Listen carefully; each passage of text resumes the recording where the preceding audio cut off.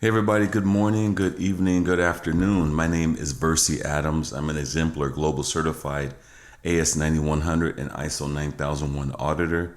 And what I want to do with you guys today is talk to you about clause 7.13. 7.13 deals with infrastructure. So the way this standard reads for 7.13 is it states the organization shall determine, provide, and maintain the infrastructure necessary for the operation of its processes and to achieve conformity of products and services.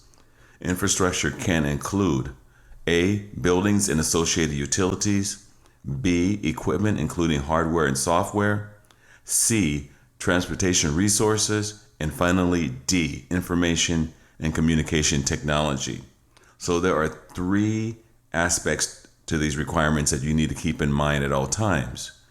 One is to determine, provide, and maintain the infrastructure. Okay, everybody, let's get into details about those subclauses. So let's start with subclause A, buildings and associated utilities.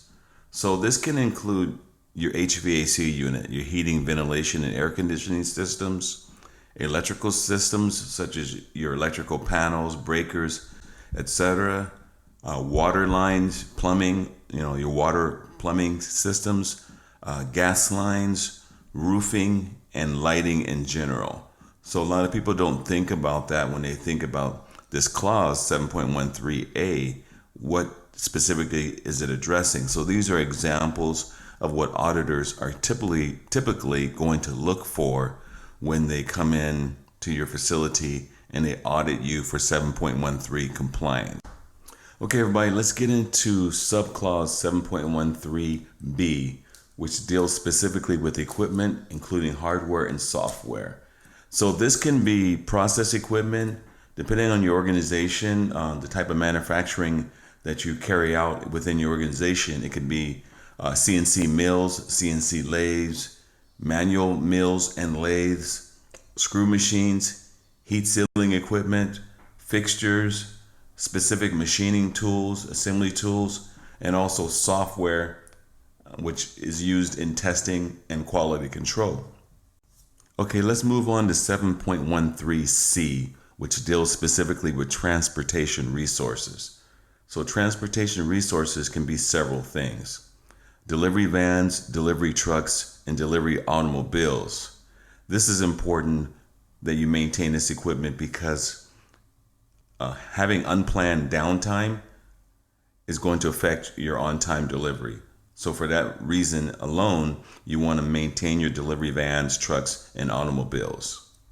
Overhead cranes falls into this category, and also forklifts, because if you're moving heavy equipment and heavy packages from work center to work center with your forklifts, and of course your forklifts break down, then that's going to delay things for you.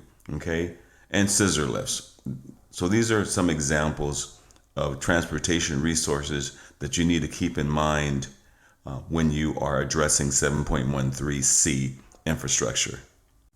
Okay, everyone, moving to the final subclause of 7.13d, specifically that deals with information and communication technology.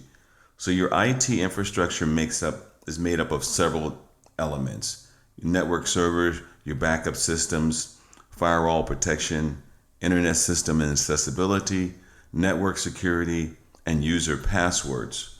So dealing with the firewall protection, you want to make sure that you have protection from external intrusions, from hackers looking to gain access to your IP and also place malware and viruses within your system. For network security, you want to make sure that you have a process to constantly update and verify user passwords. And in terms of backup systems, you want to make sure that your data is backed up on a continual basis and stored either off-site or on-site. So these are things that, again, the auditor is going to look for when he audits you for 7.13d, information and communication technology.